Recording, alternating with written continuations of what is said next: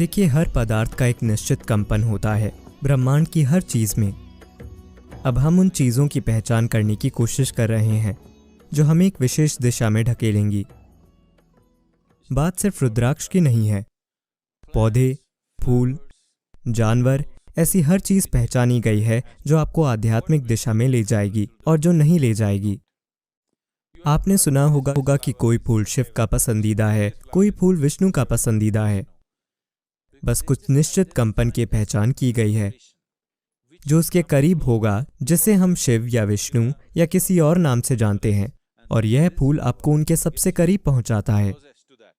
तो उसे छूने से, उसे प्राप्त करने से एक निश्चित असर होता है। तो सब कुछ इस तरह पहचाना गया है। रुद्राक्ष उन वस्तुओं में से एक है जिसमें एक बहुत ही अनोखा कंपन है।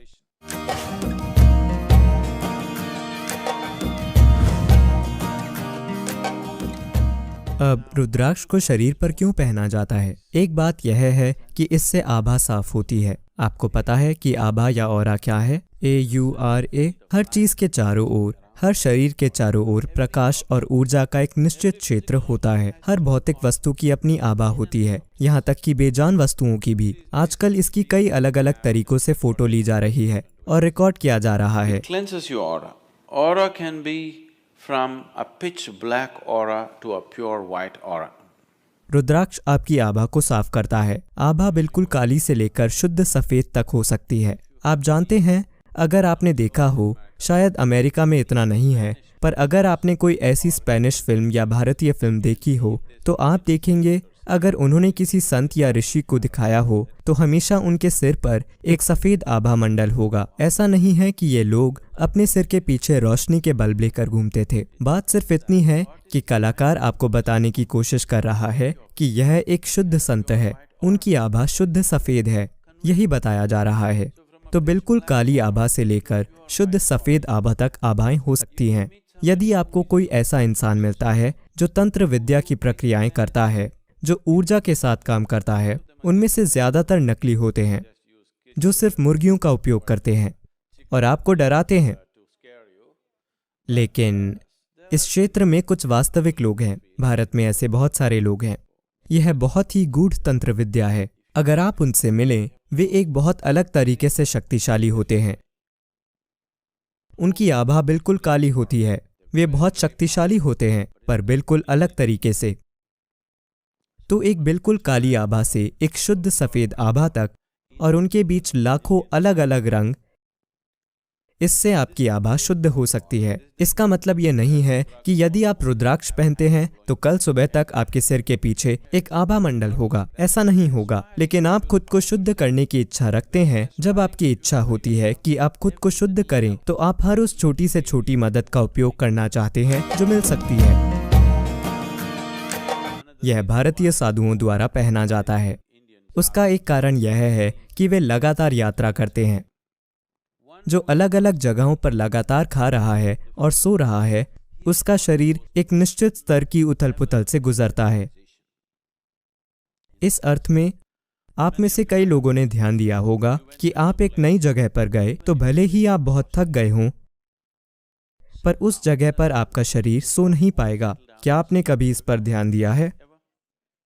यदि आप यात्राएं करने वाले व्यक्ति हैं, तो आपने कुछ स्थानों पर ध्यान दिया होगा कि आपका शरीर बस सो नहीं पाता। आप पूरी तरह से थक चुके हैं, पर आप सो नहीं पाते। ऐसा इसलिए है क्योंकि आपके अपने घर में, आपके बेडरूम में, आज इसे कुछ कहा जाता है, फॉरेंसिक लोग एक शब्द का उपयोग कर रहे हैं, थर्मल इमेजिंग।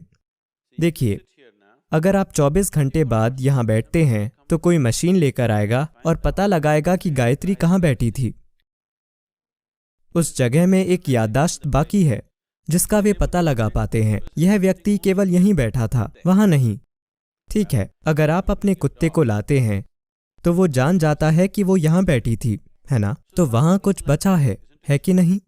स्पष्ट रूप से वहां कुछ छूट गया है। यही कारण है कि एक कुत्ता या एक मशीन या कोई और चीज उसका पता लगा लेती है। तो आप रोज एक ही बिस्तर पर सो रहे हैं, वहां आपकी ऊर्जा का कुछ पहलू बचा है, वहां आप बहुत सहज हैं। अगर आप किसी दूसरे स्थान पर जाते हैं जहां ऊर्जा बहुत अलग है, तो आप आराम से नहीं बैठ पाते। कभी कभी यह सिस्टम को नुकसान भी पहुंचा सकता है। इसलिए जो व्यक्ति लगातार यात्रा कर रहा है वह रुद्राक्ष पहनता है ताकि उसके पास अपनी ऊर्जा का एक कुकून हो, ताकि बाहरी ऊर्जाएं उसे परेशान न करें। उसके पास एक कवच होता है। आपको पता है कवच क्या होता है? कवच यह कुकून जैसा होता है। यह आपकी खुद की ऊर्जा का कुकून है। आप जहां भी जाते हैं, आपका निजी बेडरूम आपके साथ जाता है। आप जहां भी जाते हैं, यह आपके साथ यात्रा करता है। विशेष रूप से यात्रा में आपकी आभा टूट फूट जाती है, इसलिए आप यात्रा के बाद बहुत थका हुआ महसूस करते हैं। वास्तव में आप बैठते हैं और कुछ नहीं करते हैं। कोई गाड़ी चला रहा है, आप बस बैठे हैं। 10 घंटे के बाद आप पाते हैं कि आप बहुत थक गए हैं। आपने कुछ नहीं किया क्योंकि आपकी ऊर्जा चरमरा जाती है। आपका शरीर उससे तेज गति से गया है जितनी गति के लिए इसे डिजाइन किया गया है। तो पहली चीज जिसमें टूट फूट होती है वह है आपकी आभा। यदि आप तेज तेज तेज जाएं, मान लें कि आप प्रति घंटे 600 मील की रफ्तार से जाते हैं विंडशील्ड के बिना एक खुली जगह में, तो आप देखेंगे कि आपकी त्वचा छिल जाएगी। उसके बाद आपका मांस उड़ जाएगा। उसके बाद आपकी हड्डियां उड़ जाएंगी, है कि नहीं? पहली चीज जिसमें टूट फूट होना शुरू होती है वह है आपकी आभा। तो गति के साथ तेज गति के साथ आभा टूट फूट जाती है। इसलिए आप रुद्राक्ष पहनते हैं तो यह आपको एक निश्चित कुकून प्रदान करता है। यह आपकी आभा को एक निश्चित स्थिरता प्रदान करता है जिससे गति को अच्छी तरह से संभाला जा सकता है।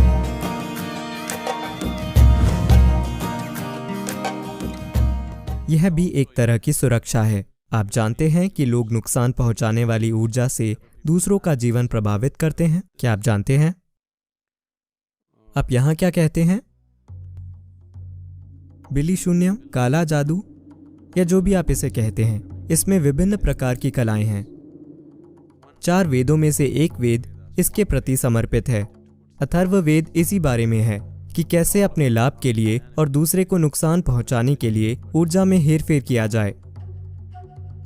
यदि आप रुद्राक्ष पहनते हैं तो यह आपको उस तरह की नुकसानदायक स्थितियों से भी बचाता है। कई बार ये चीजें लोगों के साथ तब भी हो सकती है जब वे उनका निशाना न हो। मान लीजिए कोई मुझ पर कुछ काला जादू कर रहा है, लेकिन मैं उसके प्रति ग्रहणशील नहीं हूँ। आप यहाँ बैठे हैं, यह आप पर असर कर सकता है। यह जरूरी नहीं है कि यह आप पर किया गया हो। यदि आप उस समय आसानी से प्रभावित होने की स्थिति में हैं, तो आप पर असर होगा।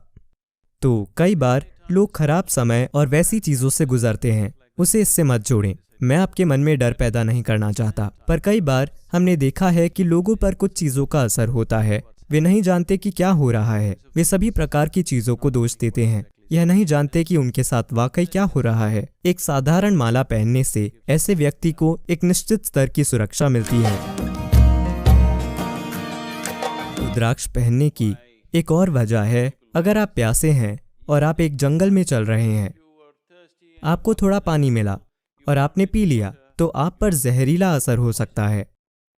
आपको लकवा मार सकता है या आप मर सकते हैं, क्योंकि प्रकृति में भी पानी कुछ गैसों के कारण जहरीला हो सकता है।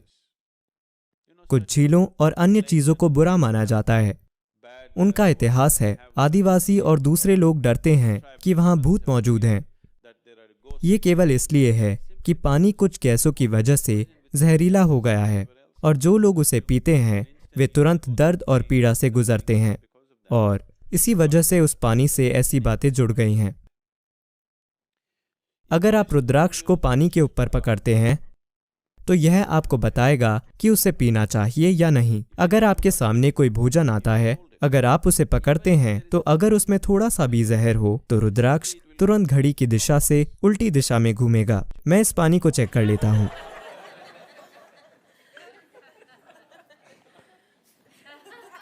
कुछ पता नहीं चलता।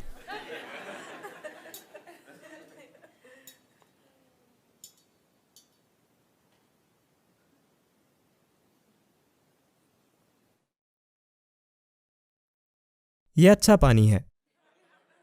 आप जहर की एक छोटी बूंद इसमें डाल दीजिए, जिसका आप गंध या स्वाद से पता नहीं लगा सकते। उस तरह का जहर। आप इसे पकड़ कर देखिए, यह तुरंत घड़ी की दिशा से उल्टी दिशा में घूमेगा। तो यह एक और वजह है, और इसके कई दूसरे पहलू हैं। यह आपके सिस्टम में रक्तचाप को कम करता है। आपकी नसें शांत हो जाएंगी। आज भारत के डॉक्टर उच्च रक्तचाप, हृदय संबंधी बीमारियों के लिए रुद्राक्ष पहनने को कह रहे हैं। डॉक्टर वाकई रुद्राक्ष पहनने के लिए कह रहे हैं। बस इसे पहन लीजिए, आपका रक्तचाप कम हो जाएगा, क्योंकि इसमें एक निश्चित कंपन होता है जो पूरे सिस्टम को शांत करता है। इसका मुख्य उद्देश्य आपको कृपा के लिए उपलब्ध बनाना है, क्योंकि आखिरकार यह मायने नहीं रखता कि आप क्या करते हैं, आप क्या योग करते हैं, आप और क्या करते हैं। आखिरकार केवल कृपा के लिए उपलब्ध होने से ही आप एक संभावना बन जाते हैं। इसीलिए एक भक्त दूसरों से जल्दी आत्मज्ञान पा लेता है, क्योंकि वह बस खुद को अर्पित कर देता है। अगर ऐसा भाव न हो तो योग सर्कस बन जाएगा।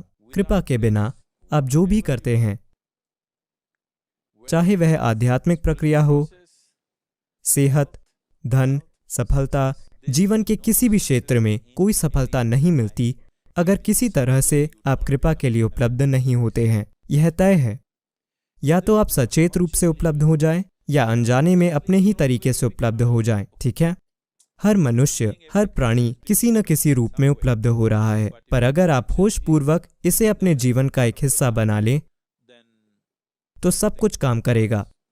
जीवन भरपूर चिकनाई वाली मशीन जैसा होगा, सब कुछ आसानी और सहजता से होगा। So Rudraksh is just creating that possibility. इसलिए रुद्राक्ष सिर्फ उस संभावना को थोड़ा बढ़ा रहा है। ऐसा नहीं है कि रुद्राक्ष के बिना आप कृपा के लिए उपलब्ध नहीं होंगे, आप होंगे। बात सिर्फ ये है कि आप हर उस मदद का उपयोग करना चाहते हैं जो आपके लिए उपलब्ध है।